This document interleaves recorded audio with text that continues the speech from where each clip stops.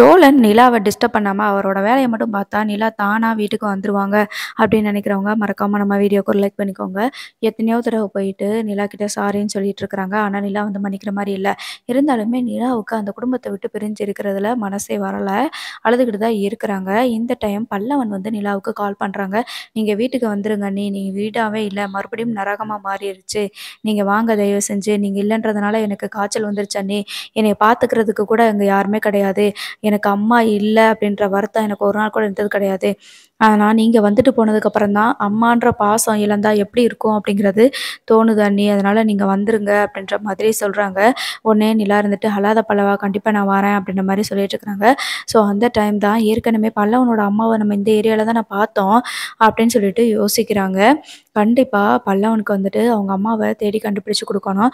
மத்தவங்க கூட ஓரளவுக்கு சமாளிச்சுடுறாங்க. ஆனா பல்லவன் வந்துட்டு ரொம்ப பாசம் வச்சா இப்படிதான் அழுதுட்டு இருக்கிறான் அப்படின்னு சொல்லிட்டு நிலா வந்து யோசிக்கிறாங்க.